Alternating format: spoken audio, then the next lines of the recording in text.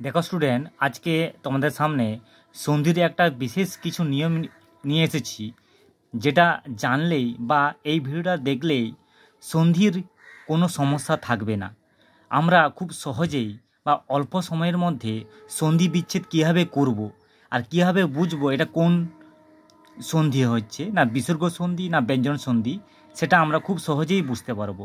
চলো তোমাদেরকে যেভাবে বোঝাবো সেভাবে যদি খুব মন দিয়ে দেখো ভিডিওটা, সেটা কিন্তু তোমাদের সন্ধি বিচ্ছেদ করতে খুব সুবিধা হবে। এবার দেখো, সন্ধিগুলোকে আমরা সাধারণত 4 ভাগে ভাগ করে থাকি। দেখো, সন্ধির যে নিয়ম তা কিন্তু আমি এক এক করে লিখিয়ে দেব, ঠিক আছে? শুধু শেষ পর্যন্ত ভিডিওটা দেখতে থাকো। দেখতে পাচ্ছ, সন্ধিকে আমরা প্রধানত এই 4 ভাগে ভাগ করে থাকি। বিসর্গ সন্ধি দেখতে পাচ্ছ, আচ্ছা, ব্যঞ্জন সন্ধি, স্বরসন্ধি, নিপাতন সন্ধি, এই 4 ভাগে সন্ধিকে ভাগ করা হয়। এবার দেখো, প্রথমে আমরা এই ভিডিওর মাধ্যমে তো বিসর্গ সন্ধি নিয়ে আলোচনা করব।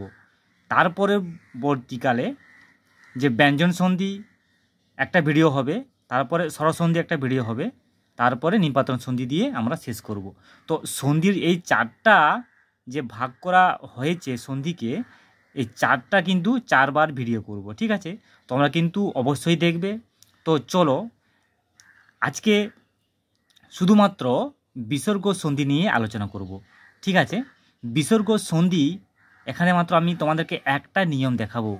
সেই যে একটা নিয়ম, যে নিয়মটা একদম ব্রহ্মাস্ত্রর মতো কাজ করবে, সেই নিয়মের মধ্যেই তোমরা কিন্তু এই বিসর্গ সন্ধি কী বা বিসর্গ সন্ধি কিনা সেটা কিন্তু খুব সহজেই বুঝতে পারবে। চলো দেখো এই নিয়ম কী আছে। নিয়ম, বিসর্গ সন্ধি যে নিয়ম দেখাচ্ছি তোমাদেরকে, 3টা সরাও, 3টা সরাও, 3টা, এই 3টা কথার অর্থ আমি তোমাদেরকে দেখাচ্ছি।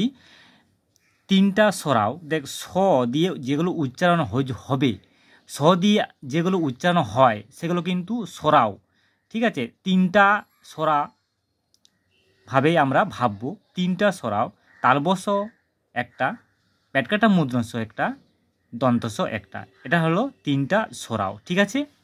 এবার দেখো, রাও পরে থাকলো। 3টা সরাওর মধ্যে 3টা তো স আমরা জানলাম, ঠিক আছে? এইটা তারপর রাও, র বা আমরা রেব লিখতে পারি, এরই অর্থ হচ্ছে বিসর্গ, ঠিক আছে? কিন্তু বিসর্গ এখানটায় বিসর্গ হবে, ঠিক আছে? আমরা বিসর্গ চিহ্ন এভাবে আমরা লিখে থাকি।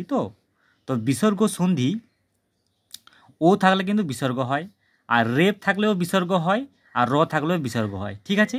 যেমন আমি কি বিসর্গ হয় দেখো, এখানে লিখতে পারি তালবস, ঠিক আছে, পেটকাটা মূর্ধন্য স, আর একটা হচ্ছে দন্তস, ঠিক আছে?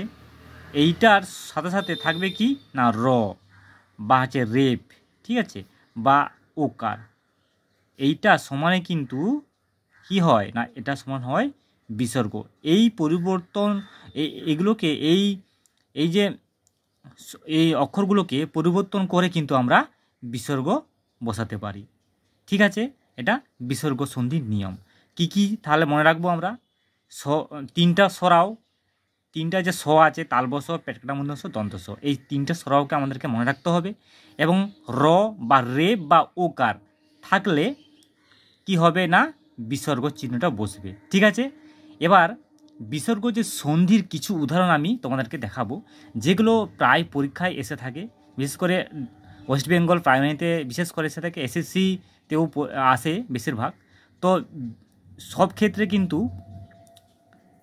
বেশি করে কি আছে, নিষ্ঠুর, যেগুলো নিশ্চয়, নিশ্চিত, ভাস্কর এবং পরিষ্কার, এইগুলো বেশিরভাগ কিন্তু পরীক্ষায় আসতে দেখা গিয়েছে বা এসেও ছিল অনেকবার, ঠিক আছে?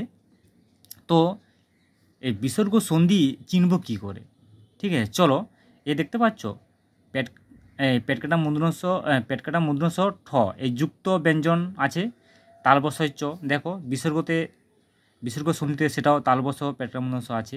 এবার নিশ্চয়, তালবস চ। এখানে দেখো পরিষ্কার, পরিষ্কার কি আছে না, দন্তস্ব ক। দেখো যুক্ত ব্যঞ্জন আছে, তো আমরা খুব সহজে বিসর্গ সন্ধিকে চিনতে পারবো। দেখো বিসর্গ সন্ধি যে ভাঙবো, কীভাবে ভাঙবো, এই 1 2 3 4 5 এই 6টা যদি অক্ষর আমরা দেখতে পাই কোনো সন্ধিতে, তো আমরা তার পরবর্তীতে কি বসাবো না বিসর্গ বসাবো, বিসর্গ চিহ্ন বসাবো। দেখো এখানে গেছে নিষ্ঠুর, তো নিষ্ঠুর কীভাবে করব, দেখো নি প্রথমে লিখব নি, তো এই পেটকাটা মূর্ধন্য ষ আছে এটাকে কেটে দিলাম, ঠিক আছে। এর পরবর্তীকালে কি বসাবো বলেছিলাম, সেটা কিন্তু ভালো করে মনে রাখবে। এই পরবর্তীতে কি বসাবো না বিসর্গ বসাবো, ঠিক আছে। নি যোগ হলো, এবার কি পড়ে আছে বাকিটা কি আছে ঠয় সৌর, তো এটা বসিয়ে দিই ঠয় সৌর। দেখো খুব সহজেই বিসর্গ সন্ধি বিচ্ছেদ হয়ে গেল। এভাবে প্রতিটি বিসর্গ সন্ধিকে খুব সহজেই আমরা অল্প সময়ের মধ্যে ঠিক অ্যান্সার দিতে পারবো। এবার দেখো নিশ্চয়, নিশ্চয় অবশ্যই তোমাদের অসুবিধা হবে না, তবুও করে দিচ্ছি। দেখো নি এই তালবশকে কেটে দিলাম, তার পরবর্তী কী বসাবো না বিসর্গ বসাবো, যোগ চয়, বাকি কি আছে তালবশ জায়গায় যদি বিসর্গ দিলাম কি পড়ে আছে না চয়, তাই চয় লিখলাম, ঠিক আছে, হয়ে গেল নিশ্চয়। দেখো নিশ্চিহ্ন, দেখো নি দিলাম, নি বিসর্গ, তালবশর জায়গায় বিসর্গ দিলাম, কি পড়ে আছে চয়সই, দেখো চয়সই দন্তন্য বিস, তাহলে নি চিহ্ন হয়ে গেল।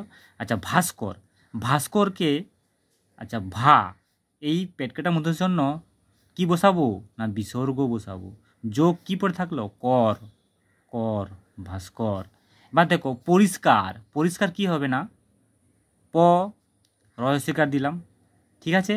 এই পেটকাটা মূর্ধন্য দন্তস্বকে বিসর্গ করলাম, কি পড়ে আছে না কার, কয়াকার র কার হলো পরিষ্কার। এবার দেখো তোমাদের জন্য আমি আমাকে কমেন্ট করে পাঠাবে, দেখো বহিষ্কার, আবিষ্কার, নমস্কার আর নিষ্কর, এই যে সন্ধি দেওয়া আছে এগুলো আমাকে সন্ধি বিচ্ছেদ করে আমাকে দেখাবে, কমেন্ট বক্সে কমেন্ট করে জানাও। তো এইগুলো যদি না পারো আমি তোমাদেরকে জানিয়ে দেবো। তো অবশ্যই বিসর্গ সন্ধি কীভাবে আমরা সলভ করব খুব সহজেই, সেটা কিন্তু আমি এই ছোট্ট একটা ভিডিওর মাধ্যমে তোমাদেরকে দিলাম। অবশ্যই এগুলো মনে রাখবে, এই 6টা অক্ষর যদি মনে রাখো এর পরবর্তীতে কি বসবে না বিসর্গ, তো তোমরা অবশ্যই বিসর্গ সন্ধি করতে কোনো তোমাদের অসুবিধা হবে না আশা করি। তার পরবর্তী পার্ট 2তে তোমাদের জন্য ব্যঞ্জন সন্ধি যে নিয়ম, কীভাবে আমরা ব্যঞ্জন সন্ধি ভাঙবো, বিচ্ছেদ করব, সন্ধি বিচ্ছেদ করব, সেটা আমি তোমাদেরকে দেখাবো। চলো পার্ট 2তে তোমাদের সঙ্গে দেখা হবে।